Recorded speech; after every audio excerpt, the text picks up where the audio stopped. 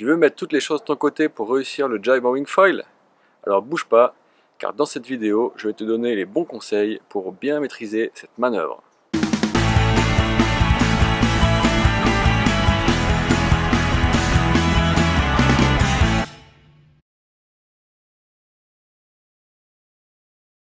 Avant de commencer, et puisqu'utiliser le bon matos aide pas mal, je t'invite à regarder nos vidéos sur le choix de matos pour débuter, le lien est ici. Pour ne manquer aucune de nos prochaines vidéos, tu peux aussi t'abonner en cliquant sur le bouton rouge et en activant les notifications en cliquant sur la petite cloche. Donc, tu as le bon matos et tu sais voler sereinement en wingfoil, alors passons aux choses sérieuses pour l'apprentissage du jibe.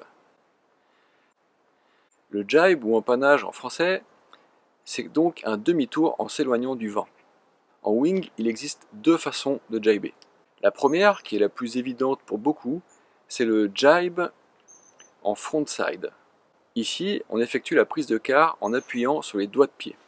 La seconde, c'est le jibe en backside avec une courbe qui s'effectue cette fois sur les talons. Il est possible de n'utiliser qu'une seule méthode en jibant toujours frontside ou toujours backside. Mais vous avez tout intérêt à apprendre les deux en même temps pour contourner la difficulté du changement de pied et manœuvrer sur votre stance préférentielle où la conduite du foil est plus facile. Ce sera beaucoup plus naturel pour vous au début de manœuvrer d'un côté en frontside et de l'autre en backside, et c'est ce que je vous conseille au départ. Après, dans un second temps, c'est quand même bien d'apprendre les deux options de chaque côté ainsi que le changement de pied. Pour ce dernier, je vous invite à regarder la vidéo dédiée dont je vous mets le lien ici. La première étape, c'est la préparation de la manœuvre. Il vous faut arriver plutôt bien toilé, avec du vent dans l'aile, avec une orientation travers au vent, et la planche à mi-hauteur de vol. Vous êtes bien équilibré sur les appuis et sur votre stance préférentielle, c'est-à-dire avec votre pied préféré devant. Au niveau vitesse, arrivez à une vitesse de croisière, disons modérée plus, afin d'avoir de la réserve de portance en vol, car vous allez perdre un peu de propulsion durant la manœuvre. Donc trop lentement, c'est pas bon parce que vous allez risquer de perdre le vol dès que vous allez perdre la propulsion dans l'aile. Et trop vite, c'est pas bon non plus parce que ça demande trop de précision dans les actions. Alors la seconde étape, il s'agit cette fois d'engager la courbe. Donc pour engager la courbe, je vous conseille d'ouvrir un peu l'aile et de la remonter progressivement au-dessus de vous et devant soi. Donc il faut lancer une prise de quart progressive en douceur pour s'éloigner du vent. Donc en frontside, c'est un appui sur les pointes de pied, et en backside, c'est un appui sur les talons. Donc je vous conseille de bien fléchir les jambes et de rester souple sur vos appuis. Il ne s'agit pas de se mettre en arrière, mais de rester bien en appui sur la jambe avant pour ne pas que la planche monte. Le contrôle de la hauteur de vol et de la prise de quart est l'un des points clés de la manœuvre. Donc la troisième étape consiste au passage de l'axe du vent et au pivot de l'aile en changeant de main. Donc à ce moment-là, évidemment, il faut poursuivre la prise de quart de manière régulière et positionner l'aile à l'horizontale au fur et à mesure de la bâtée, avec toujours le bord d'attaque de l'aile orienté vers le vent. L'aile ne sert presque plus à rien, donc vous avez assez peu d'appui dedans.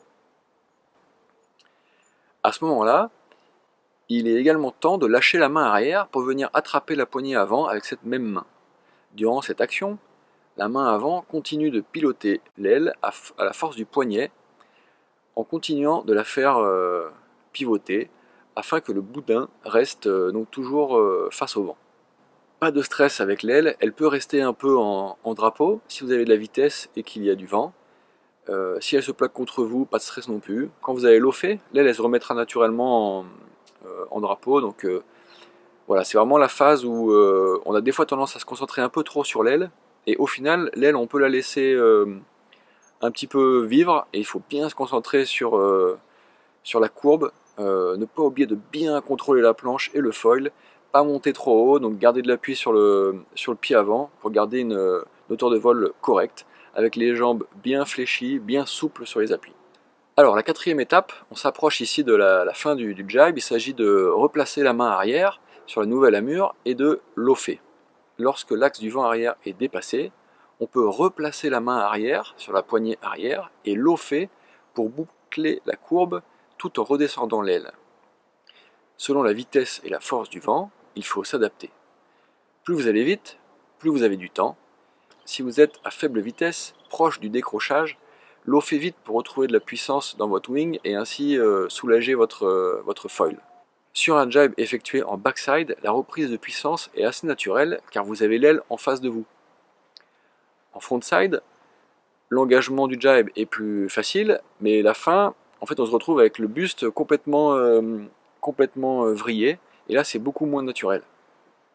Donc là, attention à bien rester au-dessus de la planche et toujours souple sur les jambes, sous peine de risquer de tomber à l'intérieur du virage. Et nous voici à la 5e et dernière étape, où il s'agit simplement de reprendre sa route. Donc une fois que vous êtes dans la direction choisie, stabilisez votre cap en relâchant votre prise de quart et en remettant la planche plus ou moins à plat, et en plaçant votre aile de manière à aller droit. C'est-à-dire que l'aile sur l'avant et l'aile sur l'arrière, ça influence aussi votre direction. Donc c'est à vous de trouver le bon équilibre. Pour le changement de pied, qui n'est pas obligatoire pour le jibe, mais qui est quand même bien pratique à maîtriser, et puis surtout on le retrouve après pied inversé sur l'autre mur, je vous invite à regarder la vidéo dédiée ici. Allez, pour finir, je vous fais un petit rappel des points clés. Donc, premier point, c'est gérer la hauteur de vol pendant toute la manœuvre, ne pas se mettre en arrière et rester bien en appui sur le pied avant pour doser l'assiette longitudinale de la planche. Bien évidemment, contrôler sa courbe, si possible avec un virage régulier. Donc, troisième point important, synchroniser la position de son aile en drapeau par rapport au vent avec la progression de sa courbe, et même en contrôlant l'aile à une main. Quatrième point, donc reprendre la propulsion avec l'aile avant que la vitesse ne permette plus au foil de vous porter. Et puis enfin, rester bien au-dessus de la planche en fin de manœuvre, notamment en switch, pour ne pas chuter à l'intérieur du virage. Voilà, maintenant, normalement, vous avez les clés pour réussir vos jibes en wing, donc à vous de jouer. Je vous donne rendez-vous pour ma part sur la chaîne pour plus de vidéos de coaching et de conseils de matos. Et à commencer par le virement qui va arriver très vite. Donc n'hésite pas à t'abonner pour être sûr de ne pas le rater. Je te rappelle, voilà, il faut cliquer sur le bouton rouge comme ça, s'abonner en dessous, et activer les notifications en cliquant sur la cloche. Allez, à ciao!